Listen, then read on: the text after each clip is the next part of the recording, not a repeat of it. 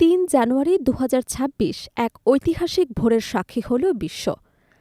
ভেনেজুয়েলার দীর্ঘদিনের একচ্ছত্ব অধিপতি নিকোলাস মাদুরো এবং তার স্ত্রীকে কারাকাস থেকে তুলে নিয়ে গেছে মার্কিন সেনাবাহিনী।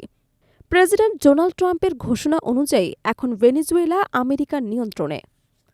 কিন্তু প্রশ্ন হল, দীর্ঘ এক দশকের শাসনের পর মাদুরোবিহীন ভেনেজুয়েলা কেমন আছে? রাজপথে কি সত্যি শান্তির সুবাতাস বইছে, নাকি দেশটি এখন নতুন রক্তক্ষয়ী সংকটের মুখে দাঁড়িয়ে? মাদুরোর আটকের খবর ছড়িয়ে পড়ার পর কারাকাসের অনেক ঘরে খুশির বন্যা বয়ে যায়। বছরের পর বছর জমানো শ্যাম্পেনের বোতল খুলে উৎসব পালন করেছেন অনেক পরিবার, কিন্তু এই স্বস্তি বেশিক্ষণ স্থায়ী হয়নি। সোমবার থেকে কারাকাস এক ভুতুড়ে জনপদে পরিণত হয়েছে। মাদুরোর সমর্থকদের সশস্ত্র বাহিনী কলেক্টিভস শহরের মোড়ে মোড়ে চেকপোস্ট বসিয়েছে। সাধারণ মানুষের মোবাইল ফোন চেক করা হচ্ছে। কেউ যদি মাদুরোর আটকের পর খুশি প্রকাশ করে, তবে তাকেই তুলে নিয়ে যাওয়া হচ্ছে। ফলে স্বস্তির বদলে সাধারণ মানুষের মনে এখন ভয় আর অনিশ্চয়তা দানা বাঁধছে। মাদুরো নেই, কিন্তু তার রেখে যাওয়া সিস্টেম এখনও সক্রিয়।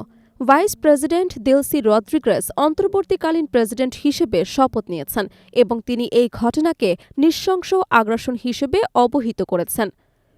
অন্যদিকে গত বছর শান্তিতে নোবেল পাওয়া বিরোধী নেত্রী মারিয়া করিনা মাচাতো ট্রাম্পের এই পদক্ষেপকে মানবতার জন্য বিরাট পদক্ষেপ বলে ধন্যবাদ জানিয়েছেন। এদিকে মার্কিন বাহিনীর নিয়ন্ত্রণ, অন্যদিকে মাদুরোপন্থী সামরিক কর্মকর্তাদের প্রতিরোধ। এই দ্বিমুখী অবস্থানে ভেনেজুয়েলার সাধারণ মানুষ এখন পিষ্ট হচ্ছে। নিত্যপণ্যের দাম আকাশ ছোঁয়া। 1 কেজি গুঁড়ো দুধের দাম বাড়িয়েছে $16।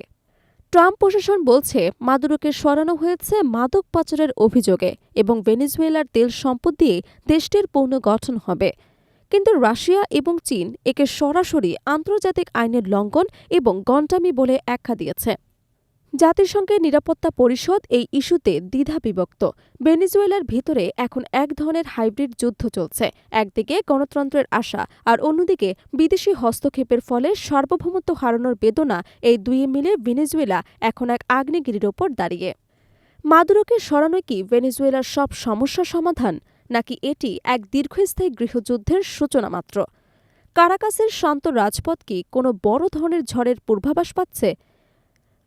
আপনাদের কি মনে হয়, আমেরিকার এই পদক্ষেপ ভেনেজুয়েলার মানুষের জন্য আশীর্বাদ নাকি অভিশাপ?